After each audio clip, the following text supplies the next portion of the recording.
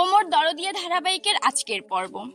ধারাবাহিকের শুরুতে আমরা বাণীকে দেখতে পাই, সে বিদ্যুতের বাড়িতে গিয়েছিল তার সাথে দেখা করার জন্য। বিদ্যুতের সামনে যাওয়ার সাথে বিদ্যুৎ প্রচন্ড রেগে যায় বাণীকে দেখে এবং নানা ধরনের উল্টাপাল্টা কথা বলতে থাকে। বিদ্যুৎ বলে, তুই এত নির্লজ্জ কেন? তোকে আমি বলেছিলাম গ্রামে চলে যেতে, তারপরও কেন তুই এখানে আছিস? আমার জীবনটা শেষ না করা পর্যন্ত তো শান্তি হবে না। এসব কথা বলতে বলতে বিদ্যুৎ একটা লাঠি তুলে নেয় এবং বাণীকে আঘাত করার চেষ্টা করে, কিন্তু সেই সময় বাণী লাঠিটা ধরে ফেলে এবং লাঠিটা কেড়ে নিয়ে বিদ্যুৎকে মাটিতে ফেলে দেয়। এরপর বাণী বলে, তুমি আমাকে একদম আগের মতো ভেবে ভুল করো না যে তুমি আমাকে মারবে আর আমি চুপচাপ বসে থাকবো। এখন আমাকে মারতে আসলে ওই হাত আমি ভেঙে গুড়িয়ে দেব। পরের সিনে সেখানে বিদ্যুতের মা আসতে থাকে, সেটা দেখে বিদ্যুৎ অনেক ঘাবড়ে যায় এবং বাণীকে বলে, মা এখানে কি করে এলো? তার মানে তুই তাকে নিয়ে এসেছিস? এরপর বিদ্যুতের মা বিদ্যুতের কাছে আসে, বলে, তোর কি লজ্জা করে না? গ্রামে তুই মা মেয়ে বউকে রেখে সেখানে ফুর্তি করিস। বিদ্যুৎ কিছু বলার চেষ্টা করলে তার মা কোনো কথা বলার সুযোগ দেয় না, সে লাঠি তুলে নেয় তাকে মারার জন্য। এরপর বিদ্যুৎ ভয় পেয়ে ঘরে চলে যায় এবং দরজা বন্ধ করার চেষ্টা করে, কিন্তু বিদ্যুতের মা পেছন পেছন চলে যায় এবং দরজা ধাক্কা দিয়ে ভেতরে ঢুকে পড়ে। পরবর্তীতে বিদ্যুতের মা বিদ্যুৎকে মারতে শুরু করে এবং বলতে থাকে, তুই কি করে পারলি এখানে এসে ফুর্তি করতে?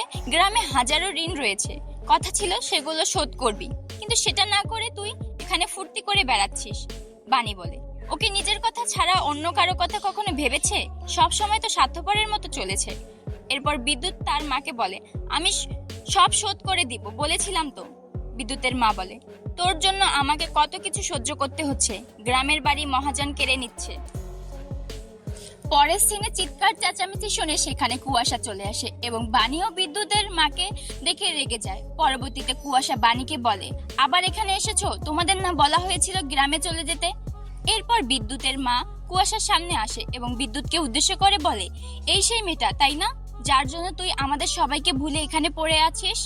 এরপর বিদ্যুতের মা কুয়াশাকে বলে, তুমি তোমার এই চোপা দেখে আমার ছেলেকে ভুলিয়ে রেখেছো এখানে তাই না? কুয়াশা বলে, মুখ সামলে কথা বলবেন। আপনার ছেলে আমার টাকা পয়সা দেখে এখানে রয়ে গেছে, সে আমাকে ঠগিয়েছে। সে তো আমাকে বলেছিল ওর তিন কুলে কেউ নেই, কিন্তু পরে তো দেখছি গ্রামে মা আছে, বউ আছে, বাচ্চা আছে। বিদ্যুতের মা বলে, ও শুধু তোমাকে ঠগায়নি, ও আমাদেরকেও ঠগিয়েছে। এরপর বিদ্যুতের মা বিদ্যুৎকে বলে, তুই কেন এরকম করলি?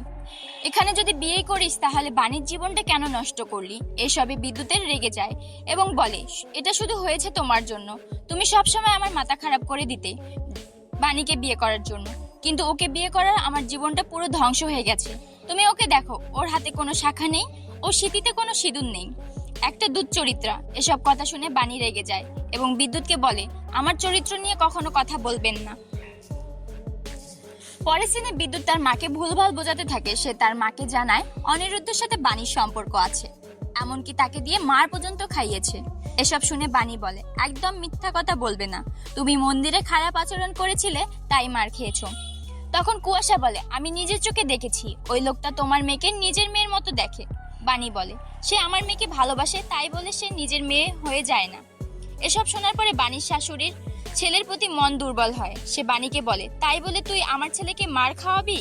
পরবর্তীতে বিদ্যুৎ বলে, শুধু তাই নয়, ওই বাড়িতে একটা মহিলা আছে, তাকে দিয়েও মার খাইয়েছে। বাণী বলে, তুমি বাড়িতে গিয়ে আমাকে এবং আমার মেয়েকে মেরে ফেলার হুমকি দিয়েছিলে, তাই তোমাকে মেরেছে। এসব কথা শোনার পরে বাণীর শাশুড়ি বাণীকে দোষারোপ করতে থাকে, তার ছেলে যাই করুক তাকে মারা উচিত হয়নি। অন্যদিকে কুয়াশা মনে মনে বলতে থাকে, ছেলের মার খাওয়ার কথা শুনে মনে হচ্ছে বিদ্যুতের মায়ের মনটা নরম হয়েছে, আমাকে এই সুযোগটাই কাজে লাগাতে হবে বাণীকে এই শহর থেকে তাড়ানোর জন্য। পরের সিনে কুয়াশা বিদ্যুতের মাকে শান্ত হতে বলে এবং বলে, বিদ্যুৎ যখন এই শহরে এসেছিল সে অসহায়ের মতো ঘুরছিল, আমি তাকে আমার এই বাড়িতে নিয়ে এসেছি।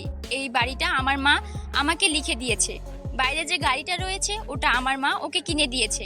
আপনার ছেলে এই শহরে অনেক ভালো আছে, ও নিজের বাড়ি গাড়ি আছে। এসব কথা শোনার পরে তো বিদ্যুতের মা অবাক হয়ে যায় এবং তার কিছুটা লোভ হয়।